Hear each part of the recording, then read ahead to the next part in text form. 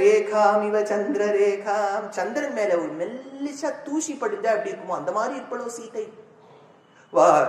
பிராம் சுப்ரதுக்தாம் இவ ஹேம ரேகாம் வர்ணிக்கிறார். வர்ணிச்ச உடனே ஹனுமான் இப்படி தேடிண்டே போறாரு. அப்போ அங்க ஹேங்கார் இருக்கு. ஹேங்கார்னா இந்த பிளைட் எல்லாம் நிறுத்துற இடம். அங்க புஷ்பக விமானம் இருக்கு, அவனுடைய சார்ட்டர்ட் பிளைட். அது உள்ள போய் பார்த்தா காலியா இருக்கு. ஒரே மகாலட்சுமி விக்கிரகம் இருக்கு. லூஸ் பையன் மகாலட்சுமி விக்கிரகத்தை வச்சுட்டு மகாலட்சுமி கடத்தி வச்சிருக்காங்க. ஹனுமான் யோசிக்கிறார். இப்போ இன்னொரு ரூம்க்கு போறார். அங்க போனா அந்த ராட்சஸ் ஸ்திரீகள்லாம் ராத்திரி டிசம்பர் 31 பார்ட்டி மாதிரி எல்லாம் குடிச்சுட்டு படுத்துட்டு இருக்கு. கிங்கணி ஜால சங்காஷ்தா ஹேம விபுலாம்புஜா பாவக்ராஹா யசஸ்திரா சுப்தா நத்ய இவாம்பபுஹு. ஒத்தி வந்து தன்னுடைய காலை இன்னொத்தி தொட மேல வச்சிருக்கா. இன்னொத்தி தொட வந்து இன்னொத்தியுடைய மார்பகத்து மேல இருக்கு. எல்லாருடைய ட்ரெஸ்ஸும் ரொம்ப மினிமமா இருக்கு. அவ க்ளோத்ஸ்க்கு ரொம்ப ஸ்பெண்டே பண்ண மாட்டான். ஹனுமான் இதெல்லாம் பார்த்துட்டு இருக்க. என்னையா இது, நம்ம நைஷ்டிக பிரம்மச்சாரிட்டு இந்த மாதிரி இருக்கக்கூடிய கேர்ள்ஸ் எல்லாம் பாக்குறோம் அப்படின்னு இவருக்கு ஒரே சந்தேகம் வந்து தன்னோட பிரம்மச்சரியம் போயிடுமா. அப்புறம் சமாதானப்படுத்திக்க. இதை பார்ப்பா, I am on operation Sita. அவளை தேட வேண்டிய விதத்துல இதெல்லாம் பார்க்க வேண்டியதா இருக்குன்னு சொல்லிப்பான். தேடிண்டே போறார். அப்ப அங்க போட்டா வெளியில ஒரு ரூம் வாசல்ல போர்டு போட்டிருக்கு, ராவணாஸ் பிரசிடென்ஷியல் ஸ்வீட். அவனுடைய சேம்பர். அந்த ஸ்வீட்குள்ள நுழையிற பெரிய கட்டில், கோட்டுக்கால் கட்டில், யானையோடு யுத்தம் செய்து அதனுடைய தந்தங்களை எல்லாம் எடுத்து தந்தங்களினால் செய்யப்பட்ட ஒரு கட்டில். ஆண்டாள் 19 சொல்றார், குத்து விளக்கெரிய கோட்டுக்கால் கட்டில் மேல் மெத்தன பஞ்ச சயனத்தின் மேலேறி கொத்தலர் பூங்குழல் நப்பினை குங்கை மேல் வைத்து கிடந்த மலர் மார்பாய் திரவாய். கோட்டுக்கால் கட்டில், ஐவரியில ஒரு கட்டில் சுவாமி. என்ன ஹைட்! அதுக்கு மேல பஞ்ச சயனத்தின் மேலேறி அந்த படுக்கைங்கிறது மெத்து மெத்து ஸ்லீப் வெல்லாம் இப்ப விற்கிறாம. சில படுக்கையில அப்படின்னா அது உள்ள போயிட்டு புசுக்குன்னு உள்ள போயிடுவேன், அப்படியே மிதந்துட்டே இருக்க வேண்டியது. சிலதெல்லாம் அப்படியே கல்லு நகராது. அவிகாராய சுத்தாய நித்தியாயன்னு இருக்கும். ஆர்த்தோ பெட்னு இப்ப விற்கிறான், நன்னா இருக்குங்கிறாங்க. 5 லட்சணம் இருக்கணுமா படுக்கைக்கு. பஞ்ச சயனம். அது மேல எப்படி இருக்கு பாருங்க கட்டில். கட்டிலே பெருசு, அதுக்கு மேல மேட்ரஸ். இதுக்கெல்லாம் எனக்கு அர்த்தமே தெரியாது சின்ன வயசுல. யூஎஸ்க்கு அமெரிக்காவுக்கு போய் உபன்யாசம் பண்ண ஆரம்பிச்சு. அப்பதான் தெரிஞ்சு ஒருத்தர் வீட்லயும் போய் படுக்கையை பார்த்தா அதுல ஏறதுக்கு ஒரு ஏணியில ஏறணும். ஏணியில ஏறி அது மேல ஏறி உட்காரணும். அவ்வளோ உயரமா ஒரு படுக்கை. அதுல நீங்க உருண்டு கீழே விழுந்துட்டேன் வாத்தியார கூப்பிடணும். நம்ம ஹாஸ்பிட்டல் பெட்டே இப்ப அப்படிதானே இருக்கு, எங்கேயோ உயரமா இருக்கும். அதுல ஏத்தி இறக்கணும்னா பட்டனை பிரஸ் பண்ணி இப்படி பண்ணி அப்படி பண்ணி ஒரு அந்த கட்டில ஒருத்தன் படுத்துட்டு இருக்கான். மார்பகங்கள்ல எவ்வளவு தழும்பு. இவனை பார்த்தா இவன் வீரன் சார். இவன் தான் ராவணனா. ராவணன் பக்கத்துல ஒரு அழகா ஒரு லேடி. அந்த லேடிய வர்ணிக்கிறார். கௌரீம் கனகவர்ணாபாம் இஷ்டாமந்தபுரேஸ்வரீம் கபிமந்தோதரீம் தத்ர சயானாம் சாருரூபிணீம். அவ்வளவு அழகா இருக்கும். பெரிய இது இது பேர் என்ன, antique jewellery. 2 chain, long chain ஒன்று, ஷார்ட் ஒன்று. ஒன்று மேட் ஃபினிஷ், ஒன்று நல்லா ஆன்டிக் ஒர்க் பண்ணிருக்கு. ஆக்சிடைஸ் டச் இருக்கு. இந்த பக்கம் 4 வளையல், இந்த பக்கம் காசு வளையல், மாங்காய் வளையல் 2 எல்லாம் போட்டு அவ படுத்துட்டு. எப்படி சார் இத்தனையும் போட்டு படுத்துக்கிறா? ஹனுமானுக்கு தான் இது யாரும் தெரியாது. இது பெண்ணுன்னு முதல்ல தெரிஞ்சு விட்டார். ஓஹோ இது ஆண் அப்படின்னா இது பெண்ணா. இதுதான் சீதை. ஹாப்பியா ராவணன் பக்கத்துல படுத்துட்டு இருக்கா. இவருக்கு ஒரே சந்தோஷம். எஸ், உடனே ட்வீட் பண்ணிட்டார், சீதா ஃபவுண்ட் ஹேஷ்டேக். எல்லாரும் உடனே லைக் பண்றாங்க. குரங்குகள்லாம் கண்டுபிடிச்சுட்டாரா. ஸ்டார் எல்லாம் லைக் எல்லாம் போடுறா. இப்படி கையில காமிக்கிறா, இப்படி காமிக்கிறா. கண்டுபிடிச்சுட்டார். என்ன இப்போ சந்தோஷத்தை எப்படி பண்றது? இப்ப நம்ம சந்தோஷமா இருக்கும். இன்னைக்கு உபன்யாசம் கேட்டு சந்தோஷமா இருக்கு அப்படின்னு நான் நினைச்சிட்டு இருக்கேன். நீங்க அப்படியே சும்மா இருக்கீங்க, ஒரு ரியாக்ஷனே கொடுக்க மாட்டேங்குது. எனக்கே வருத்தமா இருக்கு. சந்தோஷமா இருக்கேன் நம்புறேன். எல்லாம் ஒரு நம்பிக்கை தானே வாழ்க்கையை ஓடுறது. அதனால இப்ப ஹனுமான் என்ன பண்ணார் சந்தோஷத்துல? முதல்ல வால் எப்படி எடுத்தார்? அது பிளெக்சிபிள் வால், ரப்பர் பேண்ட் மாதிரி எடுத்து அதுக்கு முத்தம் கொடுத்தார். இல்லையா? இந்த ஜிம் பாடிஸ்லாம் எப்பவுமே இப்படி தட்டுவான். நான்லாம் இப்படி தட்டினா ஒண்ணுமே இருக்காது, சுமாரா இருக்கு கையெல்லாம். இப்படி முத்தம் கொடுத்தார். ஆஸ்போட்டயாமாச சுசும்ப புச்சம் நனந்த சிக்ரீட ஜகௌ ஜகாம ஸ்தம்பானரோஹம் நிபபாத பூமௌ நிதர்ஷயம் ஸ்வாம் பிரகிருதிம் கபீனாம். தூண் மேல ஏறார், குதிக்கிறார், ஏறார், குதிக்கிறார், ஏறார், குதிக்கிறார், வாளுக்கு முத்தம் கொடுக்கிறார். எஸ், சீதா ஃபவுண்ட் அப்படின்னு சொல்லிட்டு கொஞ்ச நாள் யோசிச்சுப்பாங்க. முட்டாள் ஜெகன்மாதா போய் ராவணன் பக்கத்துல சந்தோஷமா படுத்துட்டு இருப்பான். இது சீதையாவே இருக்க கன்க்ளூட் பண்ணிட்டார். அவரே தன்னுடைய மிஸ்டேக்கை ரெக்டிஃபை பண்றார் இல்லையா? நம்ம ஆண்கள் எல்லாம் நம்மளே தெளிக்க பண்ணும்போது மோர் குழம்பு பண்றோம்னு வச்சுக்கோங்க, ஜலமா எடுத்து அப்படின்னா அதுக்கு ஒரு ரிப்பேர் ஒர்க் ஒன்று பண்ணுவா. கொஞ்சம் அரிசி மாவை கொஞ்சம் நல்லா எடுத்துட்டு கரைஞ்சி அதில் போட்டு அது கொதிக்க விட்டு அது நல்லா டைட் ஆயிடும். இல்ல ரிப்பேர் எல்லாம் நம்ம நல்லா பண்ணலாம் வீட்டுல. அந்த மாதிரி இவரே தன்னுடைய மிஸ்டேக்கை ரெக்டிஃபை பண்ணிக்கிறார். பண்ணிட்டு இப்ப சீதையை தேடணுமே. இப்ப சீதை இது இல்லைன்னு தெரிஞ்சு கொடுத்து இப்ப இங்க அடுத்தது ராவணாஸ் கிச்சன் அப்படின்னு போட்டு அங்க போய் பார்த்தா வெங்கடேஷ் பட், மல்லிகா மாமி யாராவது இருப்பாளா, ஸ்ரீரங்கம் ராது மாமி யாராவது இருப்பாளான்னு தேடினா ஒத்துரும். அண்டாங்குண்டா முழுக்க சமைச்சு வச்ச பண்டங்கள் இருக்கு. அவ ஒரு ஹோட்டல் நடத்துறா, 4-5 வால் பண்ணி வச்சிருவா. அப்புறம் அவாவா வரும்போது ஷூட் பண்ணி கொடுத்துருவா இல்லையா? ஹோட்டல்ல உடனே உங்களுக்கு பண்ணி தரான்னு நினைக்கிறேன், இன்னும் தெரியல. நான் கொஞ்சம் வருஷமா பண்ணி வச்சிருப்பேன். மைக்ரோவன்ல நீங்க ஷூட் பண்ணிட்டு மேல கொத்தமல்லி தூவிட்டேன்னா அப்போதைக்கு அப்பொழுது என் ஆறாவமுதேன்னு அப்ப பண்ண மாதிரியே ஃப்ரெஷ்ஷா. ஏன்பா போன தடவை ஹோட்டலுக்கு வரும்போது ஒரு குழம்பு கொடுத்தி அதே மாதிரி இருக்கு. அதேதான். நீ என்னப்பா இப்போ உனக்கு யாரையா பண்ணிட்டு இருக்கான்? போன வருஷம் பண்ணதே தான். மேல அலங்காரம் மட்டும் பண்ணி பிரம்மோத்சவ அலங்காரம் மாதிரி பண்ணி கொடுத்துருக்கேன், சாப்பிட்டு போ. சார் பழைய சாப்பிட்டா ஒன்னும் ஆகாது, ஒண்ணு அது என்ன தானே இருக்கு.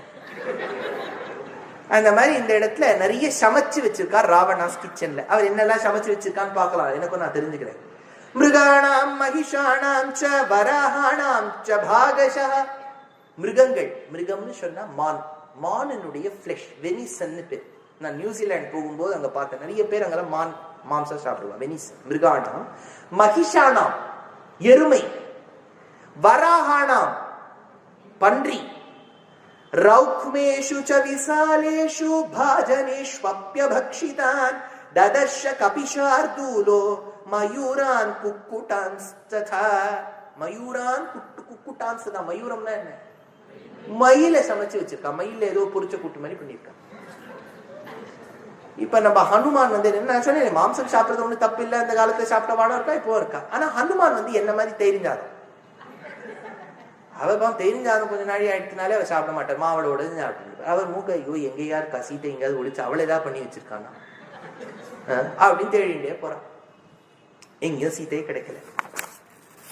அப்ப அவர் யோசிக்கிறார், ஐயோ சீத்தை கிடைக்கலையே, நான் போய் இதை போய் நேர சொல்லிடுறேன்னு வச்சுக்கோங்களேன் ராமர் கிட்ட. சீதையை காணவில்லை. சீதா நீ தேடியும் கிடைக்கலையா ஹனுமான்? அவர் உயிரை விட்டுருவர். ராமர் உயிரை விட்டா லக்ஷ்மணன் விட்டுருவர். இவா 2 பேர் விட்டா சுக்ரீவன் விட்டுருவர். சுக்ரீவன் விட்டுட்டா அவருடைய பத்னிகள் விட்டுருவர். இவா அத்தனை பேர் விட்டா குரங்குகள் விட்டுருவா. குரங்குகள் விட்டுட்டா இவாள்லாம் விட்டுட்டான்னு கேட்டா 3 தாய்மார்கள் உயிரை விட்டுருவா. 3 தாய்மார்கள் விட்டா பரதன் விட்டுருவான். பரதன் விட்டா சத்ருகன். சத்ருகன் விட்டா அயோத்தியாவாசிகள். அதனால இத்தனை பேருடைய மரணத்துக்கு காரணம் நான் அவளை தேட முடியலேன்னு சொன்ன ஒரு வார்த்தை. அதனால பொறுமையா மறுபடியும் நான் தேடி பார்க்கிறேன். I have searched. I will research. Research பண்ணறவர். அதுதான் வாழ்க்கையில you should never give up. ஒரு நாள் உபன்யாசம் சுமாரா இருந்துட்டுனா அப்படி விடக்கூடாது. 6 நாள் என்னைக்காவது ஒரு நாளாவது நான் என்ன சொல்ல மாட்டேன்னா. அதனால சாகரானுபஜே தேசே பகுமூல பலோதகே சித்திம் கிருத்வா பிரவேக்ஷாமி சமித்தமரணி சுதம் விநாசே பகவோ தோஷா ஜீவன் பிராப்னோதி பத்ரகம் தஸ்மாத் பிராணான் தரிஷ்யாமி த்ருவோ ஜீவதி சங்கமஹ. அப்பதான் யோசிக்கிறார் ஹனுமான், ஏன் நான் இத்தனை நாள் தேடியும் சீதை கிடைக்கலன்னா, நான் இங்க கிளம்பி வரும்போது என் அண்ணலான என் ராமனுக்கு நான் முறையிட்டேன், சரணாகதி செய்தேன். என்னை ஈன்றெடுத்த அஞ்சனாவுக்கும் கேசரிக்கும் வாயு பகவானுக்கும் நமஸ்காரம் பண்ணேன். என் ஆச்சாரியனாக இருக்கக்கூடிய சூரிய தேவனுக்கு நமஸ்காரம் பண்ணேன். ஆனா என் சீதா பிராட்டிக்கு நான் நமஸ்காரம் பண்ணாம விட்டுட்டேனே, அதனாலதான் இப்படி ஆச்சோ. அவளுக்கு சரணாகதி பண்ணாதானே அவ தன்னை எனக்கு காண்பிச்சு கொடுப்போம் அப்படின்னு சொன்னார். சொன்ன உடனே ஹனுமான் என்ன பண்ணார், மகாலட்சுமி மேல ஒரு ஸ்தோத்திரம், அதெல்லாம் ராமாயணத்துல இல்ல, மனசால சொல்லியிருப்பார் அந்த ஸ்லோகம்.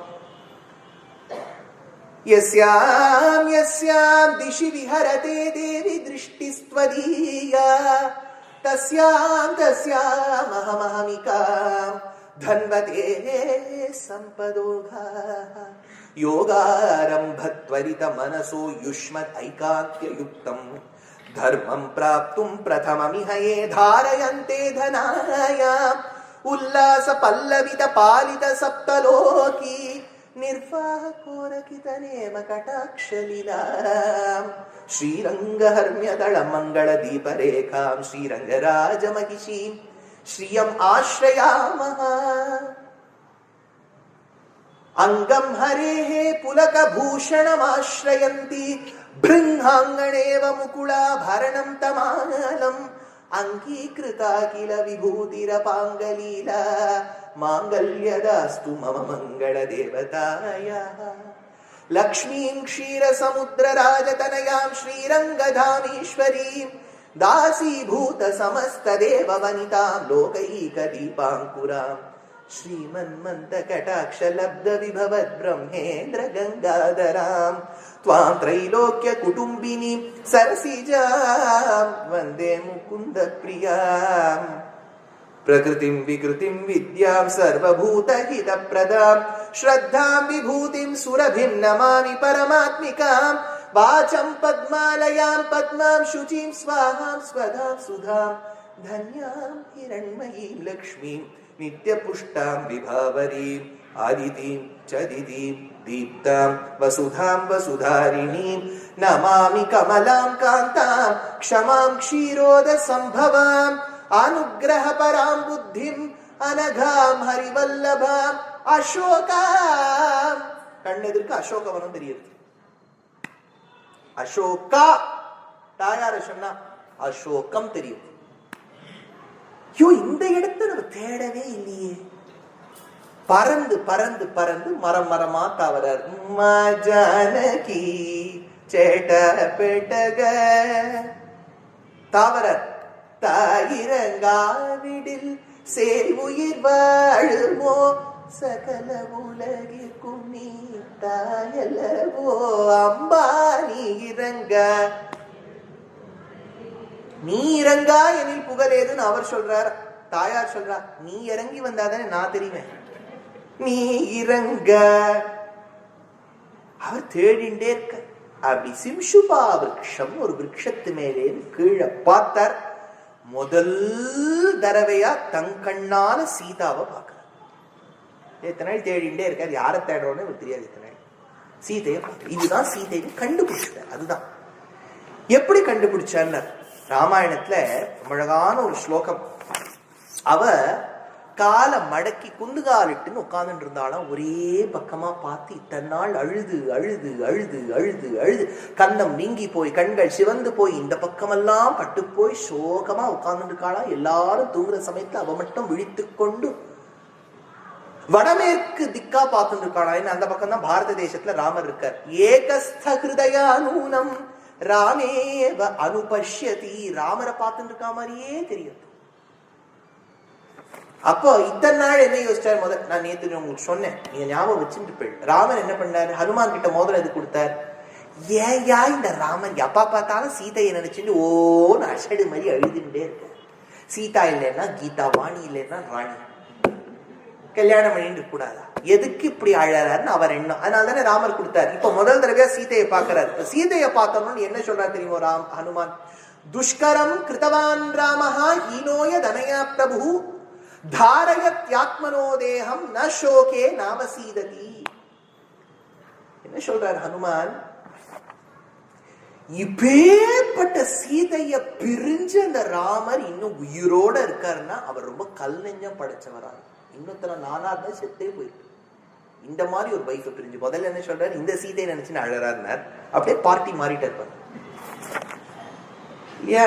அப்ப ராமருடைய தூதுவனா இருந்தார். குட்டு கிடைச்சது, எல்லாம் கிடைச்சது. இப்ப சீதையுடைய தூதுவனா ஆயிட்டார். இப்ப சீதா கட்சி மாறிட்டார். உடனே டகால்னு மாறிட்டார். அதனாலதான் இப்ப சீதையுடைய பக்தனானபடியால் தான் ராமர் கட்டி அணைச்சிட்டார். சீதை பக்தன்னா கட்டி அணைப்பு, ராம பக்தன்னா வால்ல ஏறிப்பு. நீங்களே டிசைட் பண்ணுங்க, அம்மாவா அப்பாவா. நம்ம எவ்வளவு வருஷம் நம்ம அம்மா பக்கம் இருந்திருக்கோம் இல்லையா தமிழ்நாட்டுல. அதனால துஷ்கரம் கிருதவான் ராமஹ ஹீனோ யதனயா பிரபு தாரயத்யாத்மனோ தேகம் நசோகே நவசீததி. ஹனுமான் பார்க்கிறார். ஹனுமத் பிரபாவம்னா என்ன? டக்குன்னு புடிக்கணும், புரியணும். ஒருத்த பேசலான்னு வச்சுக்கோ. மேதாவிலாசம்னா என்ன தெரியுமோ? அவ பேச பேச நமக்கு புரிஞ்சுட்டே வரணும். என்ன சொல்லுங்க, மறுபடியும் சொல்லுங்க, முதல்ல சொல்லுங்க, இப்படிதான் கேட்கக்கூடாது. மேதாவிலாசம் எப்படின்னா அவ சொல்ல சொல்ல சொல்ல டக்கு டக்கு டக்குன்னு அப்படியே நமக்கு ஸ்லைட் ஸ்லைடா பின்னிடுவாங்க. அவரும் ஒழுங்கா சொல்லணும், அது ஒரு பக்கம் இருக்கு. வாயில வெத்தையில எல்லாம் போட்டுட்டு அவர் என்ன சொல்றன்னு அவருக்கே தெரியாது. வந்தார், ராமர் கேட்டு போனார், கேட்டு போயிட்டு உள்ள வந்தார், 2 பேரும் 3 பேரும் பறந்து போயிட்டார் சொன்னார். அவர் இப்படி எல்லாம் பேசக்கூடாது. ஒரு மேடை பேச்சுங்கிறதுக்கு லட்சணம் உண்டு. சும்மா வியாசபீடத்துல ஏறிட முடியாது. எப்படி அந்த 2 மணி நேரம் எல்லார்கிட்டையும் விஷயத்த சொல்லணும், எல்லாரையும் பார்த்து சொல்லணும், கண்ணை மூடின்னு சொல்லக்கூடாது. நிறைய விஷயம் இருக்கு. மேடை பேச்சுன்னா சாதாரணம் கிடையாது. எல்லாருக்கும் புரியணும். 4 பேர் போகும்போது, சார் இந்த 4 விஷயம் கத்துண்டேன், என்ன சொன்னார் சார்? ஒண்ணுமே புரியல சார். குரல் கேட்கறதுக்கு எப்படி தேன் மாதிரி இருக்கு சார். தேனை வச்சு நான் இப்ப என்ன பண்றது? அதுவே சுகருங்கிறா. டயபெட்டாலிஸ் தேனை கூட சாப்பிடாதீங்க. அதனால அப்பேற்பட்ட ஹனுமான் சீதையை பாக்குறாரு. இப்ப சீதையை பார்த்தோம்னா அவருக்கு ஒரே டைம் நிறைய இருக்கு. இப்போ சீதையை பார்த்தோம்னா இப்ப ராத்திரி ஒரு 10-11 மணி வச்சுக்கோங்களேன். எல்லா ராட்சசிகள்லாம் ஒரு ட்ரெஸ்ட் எடுத்துட்டு இருக்கு, எல்லாம் ஒரே டயர்டா இருக்கு. ராத்திரி ஏதோ சாப்பிட்ட உடனே எல்லாம் டயர்டா. சீதை மட்டும் இப்படி இருக்கா. இப்ப சீதையை பாக்குறார், ராமரை பார்த்திருக்கார். இவா 2 பேரும் நல்ல ஜோடியான்னு கம்பேர் பண்றாரு. ஹனுமாக்கு என்ன வேலையெல்லாம் பாருங்க, கல்யாணம் ஆயிடுத்து, பிரயோஜனம் ஒண்ணும் இல்லை. ஆனா கம்பேர் பண்ணி பாக்குற, இவருக்கு அவ ஏத்தவளா இல்லையா? துல்யசீல வயோவிருத்தாம் துல்ய அபிஜன லக்ஷணாம் ராகவோததி வைதேகி தஞ்சையம் அசிதேக்ஷணா. அழகான ஸ்லோகம். பெரியவாச்சான் பிள்ளை ராமானுஜர் தேசிகன் வைஷ்ணவ சம்பிரதாயத்துல இந்த ஸ்லோகத்தை மாத்தி மாத்தி பிழிஞ்சு சக்கையா போட்டுக்கா.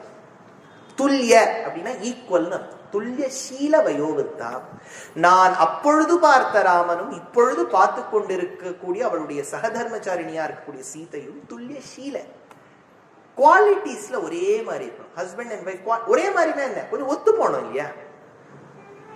2 பேரும் கதைக்கு வந்தா லைஃப் ஈஸியா ஆயிடுங்க. அவர் வரலையா, கதையெல்லாம் வரமாட்டார். உங்க கதை வரவே மாட்டேன்.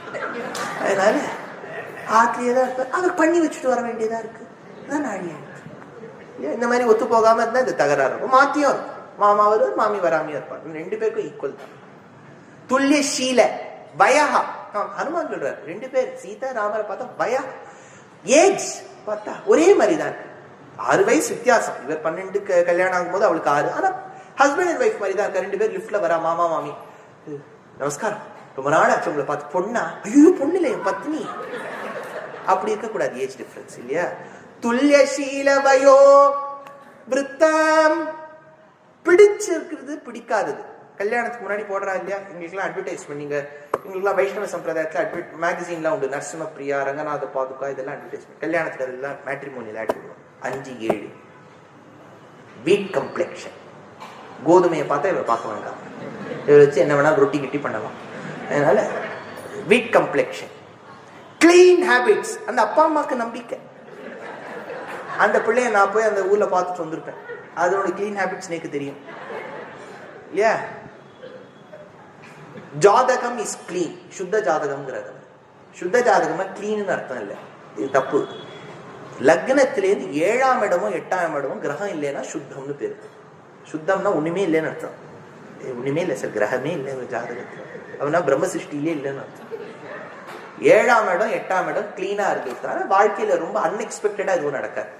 அதாவது ஜாதகத்துல ஒரு நம்பிக்கை. நீங்க உடனே இப்ப நான் ஏதாவது ஜாதகத்தை பத்தி பேசிட்டு 4 பேர் வீழ்ச்சி வந்துருவா. ஜாதகத்தை பார்த்து சொல்லுங்க. எங்க தாத்தா ஜாதகம் பார்த்தார், நிறைய சொல்லியிருக்கார், கேள்விப்பட்டிருக்கேன். ஸ்ரீ வைஷ்ணவ சம்பிரதாயத்துல எங்க ஆச்சாரியெல்லாம் சொல்லியிருக்காரு, ஜாதகமும் அது சத்தியம், நவகிரகங்கிறது நிச்சயம். ஆனா நம்ம வழிபடணுங்கிறது இல்ல, நம்ம முறை பெருமாளை சேவிக்கிறது, அவர் என்ன கஷ்டம் கொடுத்தாலும் பொறுத்துக்கிறது, அதுதான் வாழ்க்கை. ரொம்ப பரிகாரத்தை தேடின்னு போயிட்டே இருந்தோம் வச்சுக்கோ. 108 தேங்காயோட சட்னி பண்ணதுல 108 பேருக்கு கொடு. எப்படி இதெல்லாம் இப்ப ஒருத்தர் அவரே கஷ்டப்பட்டு இருக்காரு. இவர் தேங்காயோட சட்னியை பண்ணுன்னா இவர் எங்க பண்ணுவார்? லைஃப்ல நம்ம முதல்ல நம்ம கஷ்டத்தை ஏத்துக்க கூடிய மனப்பான்மை பக்குவத்தை பெருமாள் கொடுக்கணும்னு பிரார்த்தனை பண்ணணும். அதை ஃபர்ஸ்ட் பிரார்த்தனை பண்ணிக்கணும். அது பண்ணிட்டோம்னு வச்சுக்கோ, வாழ்க்கை ரொம்ப சிம்பிளா போயிடும்.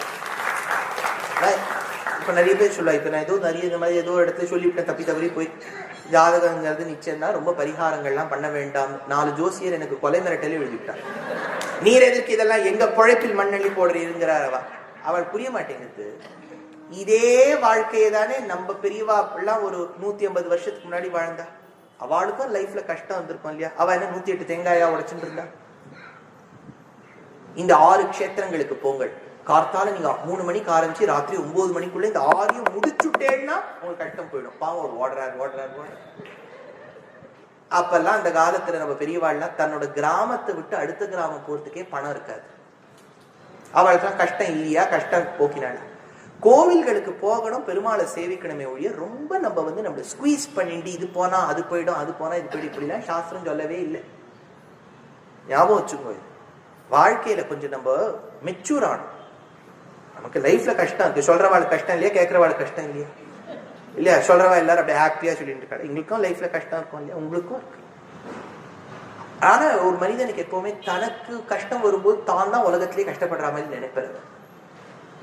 பக்கத்தாத்துல இருக்க வாச நல்லா இருக்கா, அவர் சொல்லும் போதே எப்படி சொல்லுவாரு, என்ன இருக்கு பாருங்க, நல்லா இருக்காரு சார், நல்லா இருந்துட்டு போட்டோம். இது வேற சேர்த்து அந்த போட்டும் கட்சியே அவர் என்ன எண்ணத்தை சொல்றாருன்னு தெரியும்.